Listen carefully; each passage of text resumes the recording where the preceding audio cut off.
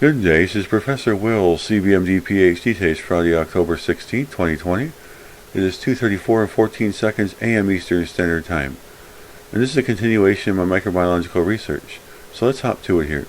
In contrast to the rather stringent genomic definition of a species, the phenotypic characterization of a new species is very variable.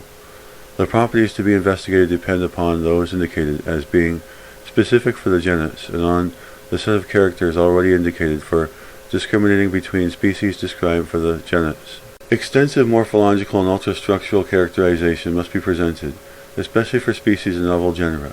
Records on enrichment and isolation, motility, colony characterization, optimal growth conditions, growth requirement, and substrates on base composition of DNA are parts of the set of characterizing features. Analysis of special features is required for certain taxa such as antigenic characterization for leptospiro and mycoplasmas. Many of the properties to be provided for the description of a species are listed either in the descriptions of minimal standards, which are available for species of some genera, or they are compiled in Berger's Manual of Systematic Bacteriology.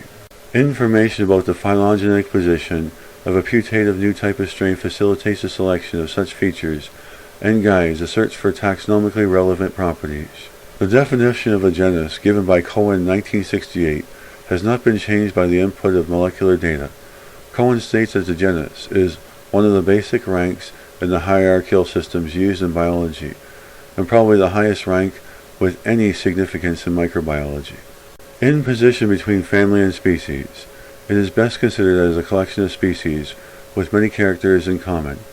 Unfortunately, no one has indicated the extent of the sharing of characters, and it is purely a matter of personal judgment. As to what constitutes a genus, like the species, the genus is a subjective concept without any foundation in fact. A significant finding in the analysis of rRNA, rDNA, and DNA reassociation studies was to point out the genetic heterogeneity of many phenotypically defined genera.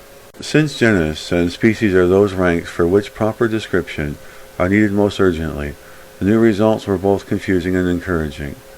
Confusing in the sense in that, in many cases, the working basis, the genus, had to be redefined after genera described on traditional grounds were found to be phylogenetically incoherent, or after the type species was found to actually be a member of a different genus. Examples have been described for Methanobacterium, Azospirillum, Pseudomonas, Bacillus, Clostridium, Streptococcus, Flavobacterium, Bacteroides, Arthrobacter, Micrococcus, Brevibacterium, Nocardia, and several genera of phototrophic organisms. But it should be stressed that almost each genus was involved in the reclassification process to a varying degree. The results of the reclassification process, i.e. the elimination of misclassified strains, not only resulted in the description of genomically and phenotypically homogeneous genera, but also led to the reduction of species number per genus. A new genus has to be described when a strain or a strain cluster is shown to branch outside the radiation of a validly described genus, and the isolated phylogenetic position is accompanied by distinct phenotypic properties not found among the neighboring genera. On the other hand, the placement of a new taxon with a novel pattern of phenetic properties within the radiation of a genus may point towards the taxonomic heterogeneity, which consequently may lead to the dissection of a genus. The decision about which phenotypic properties to use for the circumscription of a novel genus is up to the taxonomist, but depends on some extent upon the description of neighboring genera. The genus-specific characteristics must be present in each species of the genus.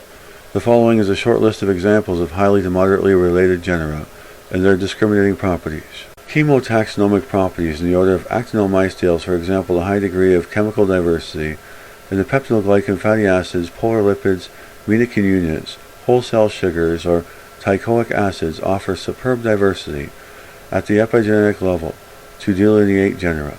The correlation with phylogenetic analysis is so high that the finding of a new combination of such patterns indicates a new genus. Morphological, chemotaxonomic, and growth properties. The main basis for the division of the former genus Bacillus into 8 genera has been the extensive phylogenetic analysis of its species.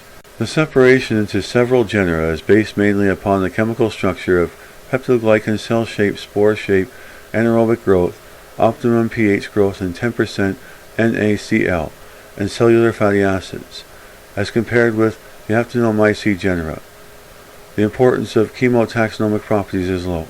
The most species-rich genus, Bacillus, less than 60 species itself, is heterogeneous with respect to amino acid composition of peptidoglycan, spore shape, anaerobic growth, presence of swollen sporangium, and other features, and it can be expected that this genus will be subject of even further dissection. For example, phylogenetic analysis indicates that members of the Rhizobium do not form a coherent genus, but some members are more closely related to Allorhizobium. The discriminative features between Rhizobium species and members of morphologically similar genera are predominantly results of carbon assimilation tests. Good day, this is Professor Will, CBMD PhD on microbiology, bioinformatics, and computer science. Well, hope you enjoyed listening. Until next time, have a great day.